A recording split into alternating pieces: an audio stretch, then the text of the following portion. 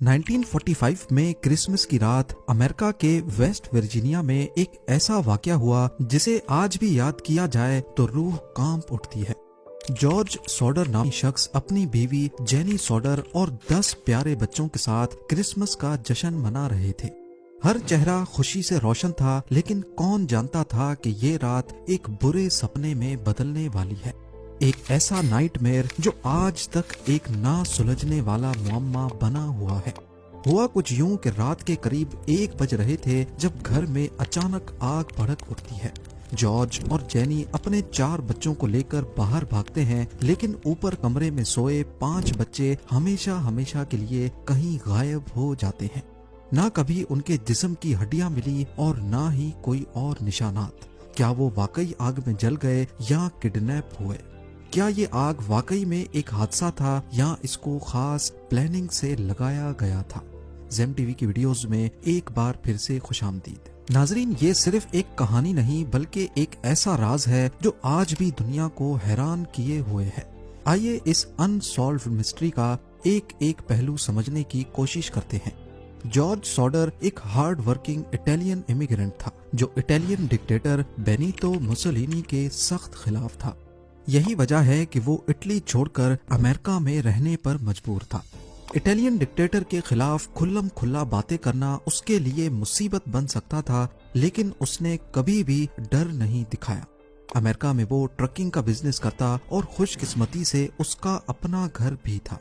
उसकी बीवी jenny Sodder एक डेडिकेटेड हाउसवाइफ थी जो अपने बच्चों को प्यार और डिसिप्लिन के साथ संभालती थी। 24 दिसंबर 1945 क्रिसमस के दिन सॉडर के बच्चे अपने नए खिलौनों के साथ खेल रहे थे।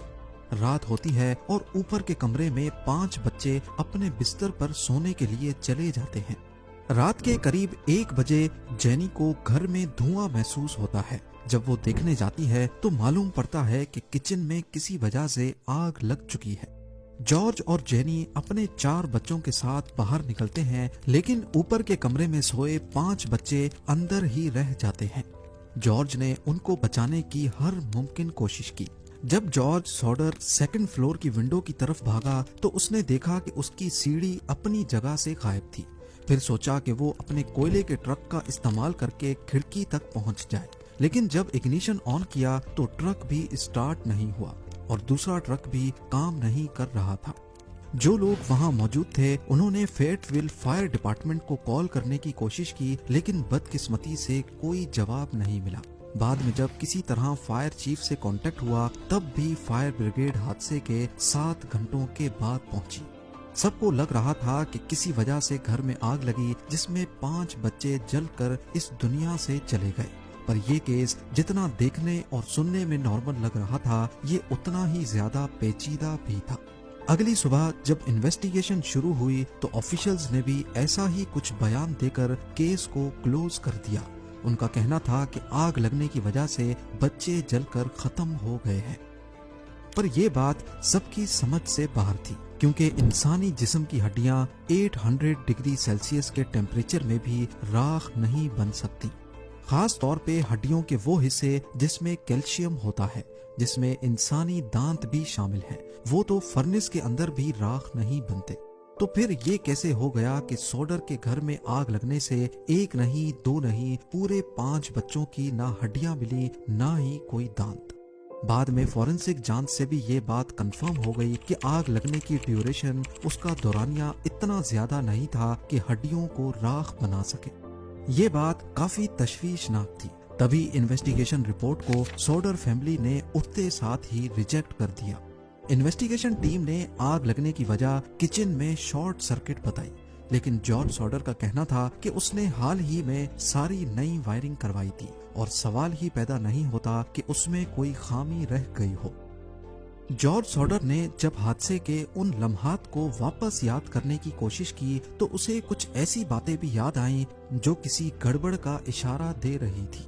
आग लगने के वक्त जब उसने फायर ब्रिगेड को कॉल करने के लिए फोन उठाया तो उसकी वायर कटी हुई थी और ये बात इन्वेस्टिगेशन में भी साबित हुई कि वाकई सॉडर के घर की फोन लाइन को बाहर से ही किसी ने काटा था, क्योंकि फोन लाइन टूटने और काटने में उसकी किनारियां अलग अलग दिखती हैं। टूटने में उसकी एजेस स्मूथ नहीं होती, लेकिन प्लायर से काटने पर एजेस काफी स्मूथ दिखती हैं। बाद में जेनी सोडर को याद आया कि ठीक 12:30 बजे घर का फोन बजा था और अगली तरफ कोई औरत थी जो जोर जोर से हंस रही थी, जिस पर जेनी ने रॉन्ग नंबर बोलकर फोन काट दिया। अगर 1 बजे फोन लाइन कटी हुई थी और सिर्फ आधा घंटा पहले उस पर एक अजीब कॉल आई थी, तो इसका मतलब ये हुआ कि फोन लाइन आग लगने से आधा घंटा पहले काटी गई थी। ये रात अजीब वाकयात से भरी हुई थी। पहले फोन कॉल और आग लगने से चंद मिनट पहले जेनी को छत पर कुछ गिरने की आवाज भी सुनाई दी। जब बाद में कुछ मजीद सुनाई नहीं दिया तो जेनी पलट कर सो गई और उसके कुछ ही मिनटों के बाद उसे धुएं की स्मेल महसूस हुई। इसके अलावा जो सीढ़ी जॉर्ज जहां रखता था वो हादसे के वक्त वहां से गायब और घर से काफी दूर एक खेत से बरामद हुई। जॉर्ज की दोनों ट्रक्स जो एक दिन पहले तक बिल्कुल सही काम कर रही थीं, आग के वक्त दोनों कैसे खराब हो गई। इन सब वाकयात के चलते जॉर्ज सॉडर का ये शक यकीन में बदल गया कि उनके बच्चे मरे नहीं हैं बल्कि किडनैप हुए हैं। पर आखिर इतने शोर में उनको कोई लेकर कैसे भाग निकला। जब इन्वेस्टिगेशन के जवाबात सवालों के बराबर नहीं थे तो थ्योरीज पैदा होने लगी। हर थ्योरी के पीछे एक अजीब कहानी है। इस हादसे से कुछ महीने पहले जॉर्ज सॉडर के पास एक इंश्योरेंस एजेंट आया था जो उसे घर की इंश्योरेंस लेने पर काफी जोर भर रहा था, लेकिन जब सॉडर ने इंश्योरेंस लेने से साफ साफ मना कर दिया तो आखिर में वो एजेंट सॉडर को धमकी देकर गया कि इसका एहसास तुम्हें तब होगा जब तुम्हारे घर में आग लगेगी। क्या किसी ने आग को लोगों का ध्यान भटकाने के लिए इस्तेमाल किया और उसी वक्त बच्चे अगवा कर लिए। दूसरी थ्योरी यह है कि जॉर्ज सॉडर के इटालियन डिक्टेटर मुसोलिनी के खिलाफ खुल्लम खुला बयानात इटालियन माफिया को अच्छे नहीं लगे। इसी वजह से इटालियन माफिया ने इसको अपना टारगेट बनाया और उसके बच्चों को अपने कंट्रोल में ले लिया। कुछ लोगों ने आग के बाद सॉडर के बच्चों को अलग अलग जगहों पर देखने का दावा भी किया। एक औरत ने कहा कि उसने एक होटल में बच्चे देखे एक अजीब कपल के साथ। दूसरी रिपोर्ट्स कहती हैं कि एक कार में उन्हें दूर ले जाते देखा गया। जितने मुंह उतनी बातें। ये बात तो कंफर्म हो गई कि सॉडर के बच्चे आग की वजह से तो मरे नहीं, तो फिर वो आखिर गए तो गए कहाँ। हादसे के 1 साल के बाद कुछ नए सबूत सामने आते हैं। इन्वेस्टिगेशन टीम जिसने पहले आग लगने की वजह को शॉर्ट सर्किट बताया था वो गलत साबित हुई। नई इन्वेस्टिगेशन में सामने आया कि आग को जानबूझकर लगाया गया था। उस वक्त एक बस ड्राइवर वहां से गुजर रहा था जिसने बताया कि उसने कुछ लोगों को फायर बॉल की तरह कोई चीज फेंकते देखा है। कुछ महीने बाद जब बर्फ पिघल गई तो घर के पास से रबड़ की तरह का एक गोल ऑब्जेक्ट भी मिला जिसे पाइनएप्पल बॉम्ब कहा जाता है। जेनी को आग लगने से चंद मिनट पहले की वो आवाज याद आ गई जो उसे छत पर किसी चीज के गिरने की वजह से आई थी। शायद वो यही पाइनएप्पल बॉम्ब था। जॉर्ज और जेनी ने अपनी जिंदगी इस मिस्ट्री का जवाब ढूंढने में लगा दी। उन्होंने कोई कसर नहीं छोड़ी और हर पॉसिबल लीड को फॉलो भी किया।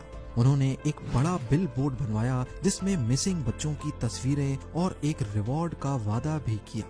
करीब 20 सालों के बाद 1960s में जेनी को एक लेटर मिलता है। इस लेटर में एक आदमी की तस्वीर थी जो उनके बेटे लुइस से काफी मिलता जुलता था और लेटर में सिर्फ इतना लिखा था, Louis Sauder, I love brother Frankie. क्या वाकई ये लेटर गुम हो जाने वाले 5 बच्चों में से एक ने लिखा था या फिर ये कोई प्रैंक था? जॉर्ज और जेनी ने एक प्राइवेट डिटेक्टिव हायर किया जो इस लेटर को इन्वेस्टिगेट करेगा, लेकिन लुइस सॉडर का कोई अता पता नहीं मिला। एक एक करके साल गुजरते गए लेकिन ये मिस्ट्री सुलझ ना सकी। जॉर्ज सॉडर का इंतकाल 1969 में हुआ। जेनी और उनके जो बच्चे जिंदा बचे थे अपने मिसिंग बहन भाइयों के बारे में जवाब ढूंढने की कोशिश करते रहे। जॉर्ज की मौत के बाद जेनी ने फैमिली का घर नहीं छोड़ा। उसने घर के इर्द गिर्द फेंसिंग लगाई और नए कमरे बनवाए। अपनी जिंदगी के बाकी दिनों में वो हमेशा गम की वजह से काले कपड़े पहनती थी।